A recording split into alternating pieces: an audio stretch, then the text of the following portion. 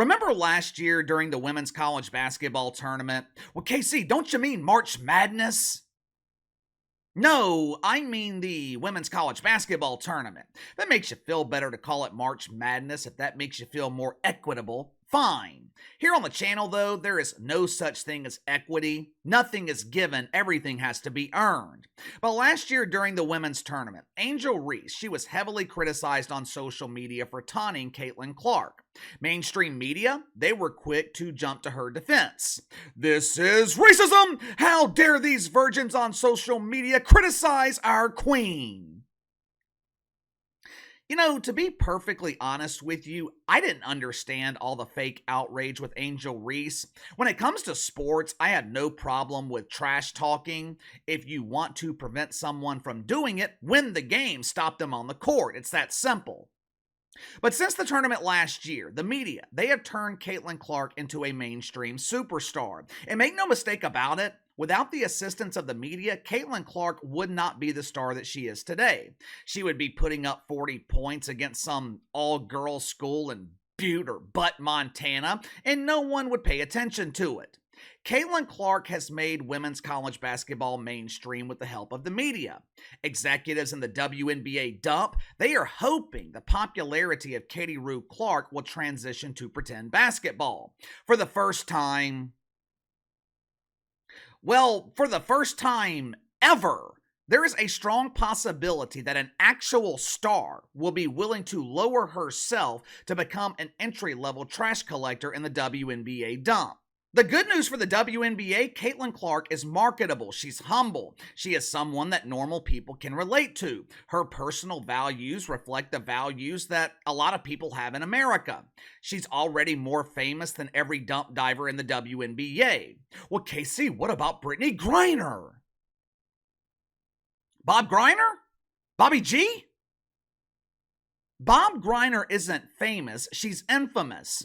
Before she got caught trying to sneak Grandpa's ganja into Vlad's communist castle, Bob Griner was relatively unknown. When she walked through the airport, people were more likely to inform her that the trash can was overflowing than they were to ask her for an autograph. You know what else confused me about the arrest and the reaction to the arrest of Brittany Griner? You know why John Gotti was celebrated and so popular? John Gotti was celebrated because he kept committing crimes without getting caught. He beat charge after charge after charge. Bobby G goes to prison. She becomes the most famous trash engineer in the dump. Believe it or not, though, I think Caitlin Clark can bring something to the WNBA that this league has been lacking throughout its almost 30-year existence. Caitlin Clark has the ability to make the WNBA relevant. She has the ability to bring prestige to a league that's known more for airball dunks and bloopers than they are for their level of skill on the court or lack thereof. There's just one problem, though, one tiny problem. Actually, there's two problems. One, I don't think WNBA players will be receptive of Caitlin Clark. And two, I believe the mainstream media will turn on her. You can make a strong case that the media has already turned on Caitlin Clark by refusing to defend her against the toxic mouth farts, the outright lies that were spread this week by Cheryl Swoops, employee number one, the first pooper swooper to be hired in the dump. But before I explain the difficulties that Caitlin Clark could face in the WNBA, let's go ahead and get to the sponsor for today's video, my good friends over at Ultimate Health and Wellness. As I've gotten older, especially as I have entered into my late 30s, I've suddenly realized how important it is to exercise. Now, I'm not talking about exercise trying to look like Roger Royd with the massive deltoids. I'm talking about exercise just to feel good every day, live a healthy life. Problem for me, I don't like going to the gym, which is why I have started using Ultimate Health and Wellness. The programs offered by Ultimate Health and Wellness, they are perfect for me because everything is online and I can use the program when it's convenient for me. They have this interesting workout series called the Billy Sticks. This particular exercise, it is a 6-part series, and the best part about it is the Billy Sticks are actually dual purpose. You can use them to exercise, and if you're into martial arts, the Billy Sticks Olympics, they are great for self-defense. Ultimate Health and Wellness offers over 200 workouts that are good for all ages and fitness levels. Most workouts are about 30 minutes in length, which is really all you need to live a healthy lifestyle. And if you want to bulk up and add some muscle, there's 20 different categories offered that will work you into shape. And if you're looking for the personal touch, Ultimate Health and Wellness, they offer one-on-one training over the internet with a coach who's got over 20 years of experience. Click the link in the description below. Use my promo code BTL20, that's BTL20. Receive 20% off your first purchase of the Billy Sticks program with Ultimate Health and Wellness. All right, in the past, when she's been asked about the prospect of entering the WNBA, Caitlin Clark seems to have shown a bit of hesitancy. Now, obviously, she's not going to make a decision in the middle of the season, but if this were a dude, the question wouldn't even need to be asked. When Zion Williamson was at Duke, everyone knew he was one and done. If you give an NBA prospect the option of staying in college or entering the NBA draft, the choice is very simple. Unfortunately, though, for the ladies, the decision isn't that easy. Caitlin Clark's making over $800,000 a year at Iowa, nearly 4 times the maximum salary she would receive if she got promoted to the driver position of the garbage truck. Her entry-level salary as a trash collector riding the back of the truck, $75,000 a year. Whether it's this summer or next summer, Caitlin Clark will eventually face the traumatic reality of becoming a WNBA dump diver.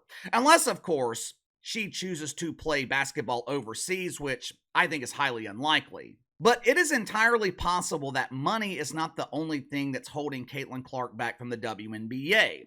Maybe, just maybe, she's hesitant to enter the WNBA because she's worried that she will be treated as an outcast.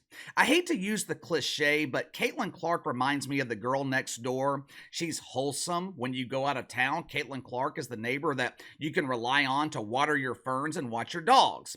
She's the type of woman, if you're lucky enough to date her, you have no reservations with introducing her to your parents. Well, KC, Caitlin Clark will fit right into the WNBA. That league is filled with women looking for a wholesome woman to bring home to mom. Yeah, that's true. That's true. A lot of them have no problem playing the role of the man in the relationship either. Hell, some will even cut their hair and grow a beard, or at least try to. Problem is, Caitlin Clark is already taken by another dude.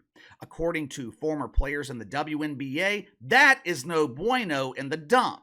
Candice Wiggins was the 3rd pick in the 2008 WNBA draft. 3 years into her career, she won the rights to use the golden toilet along with having exclusive access to the bathroom with running water because she won the WNBA finals. After 8 years of living in suboptimal conditions, Candice Wiggins suddenly retired from the WNBA in 2015. Why? Was she hit with a career-threatening injury? No. At 29 years old, she was actually in the prime of her career. Was she tired of riding the school bus to away games? No, matter of fact, during her time in the WNBA, the league improved their travel accommodations. Players were allowed to squeeze in with the luggage on commercial flights. According to Candice Wiggins, she chose to retire in the prime of her career because she was tired of being bullied. She refused to conform to the norms in a WNBA locker room. She described the WNBA culture as toxic. She claimed that she was bullied on and off the court. You know why she was bullied? Candice preferred the wiener over going on dates with Tina.